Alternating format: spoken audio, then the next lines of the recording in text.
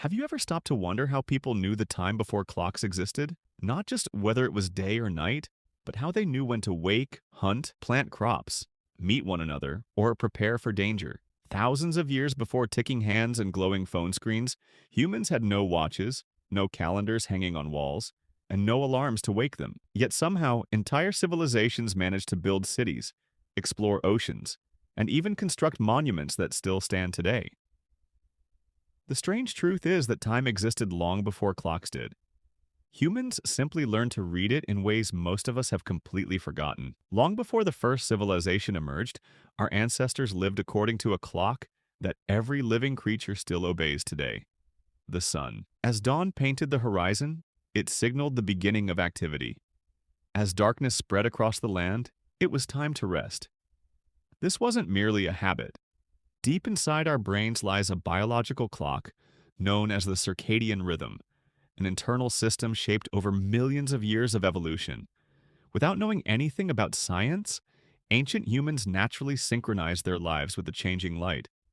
Their bodies told them when to wake, when to feel hungry, and when to sleep. But sunlight alone couldn't answer a more difficult question.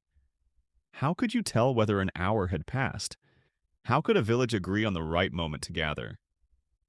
As human societies grew, simply saying, "after sunrise" was no longer precise enough. People began paying attention to something far more predictable than themselves: shadows. As the sun crossed the sky, every tree, rock, and person cast a moving shadow. Ancient Egyptians were among the first to realize that a single upright stick planted into the ground could reveal the passage of the day. By carefully observing how its shadow shifted, they created one of history's earliest sundials. Suddenly, daylight could be divided into measurable parts.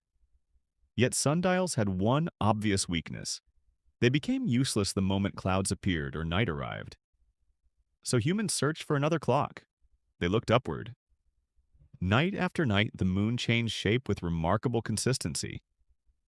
Every 29 and a half days, it completed the same cycle. Long before written calendars existed, people tracked time through the phases of the moon. Many ancient cultures planned hunting trips, religious ceremonies, and seasonal migrations around this dependable celestial pattern.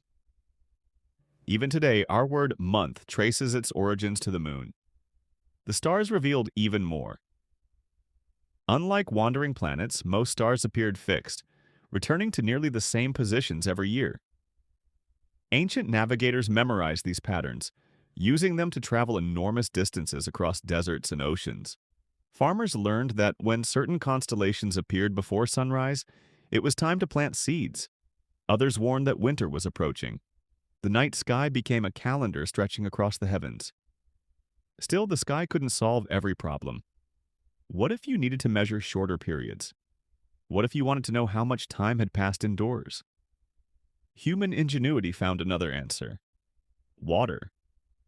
Imagine a simple clay vessel with a tiny hole in its base. As water slowly dripped out at a nearly constant rate, the falling water became a measure of time itself. These water clocks, known as clepsydras, appeared in several ancient civilizations. They were used during court trials, religious rituals, and scientific observations, allowing people to measure intervals even after sunset. Others experimented with burning candles. If a candle always burned at roughly the same speed, its shrinking length could estimate the passing hours. In parts of Asia, incense clocks released changing scents as different sections burned away, allowing people to smell the passage of time rather than see it. But perhaps the most remarkable clock was never built by human hands. It lived inside us. Even today, many people wake up moments before their alarm rings. That's because our brains continuously monitor light, temperature, hormones, and daily routines. Ancient humans depended on this internal clock far more than we do. Hunters instinctively sensed the best moments to search for prey. Gatherers recognized seasonal changes through subtle environmental clues. Without checking a screen, they understood time by feeling it. As agriculture spread, however, life became increasingly organized. Crops had to be planted at exactly the right season. Irrigation required coordination. Markets depended on shared schedules. time slowly transformed from something people observed into something they controlled. Centuries later came mechanical clocks. Instead of relying on sunlight or flowing water, gears and weights counted each passing second with astonishing consistency. Church bells rang across medieval towns, telling entire communities when to work, pray, and gather. For the first time, everyone could follow the same schedule. Then came pocket watches, wristwatches, quartz movements, atomic clocks, satellites, and finally the tiny computer sitting in nearly every pocket today. Your smartphone measures time so accurately that it loses less than a second over millions of years when synchronized with atomic standards. It is one of the most precise tools humanity has ever created, and yet there's a quiet irony. The more accurately we've learned to measure time, the less often we notice it. Ancient people watched the sunrise, the stars, the moon, the changing seasons, and even the behavior of animals. They experienced time as part of nature itself. We experience it as numbers glowing on a screen. Perhaps the greatest invention wasn't the clock at all.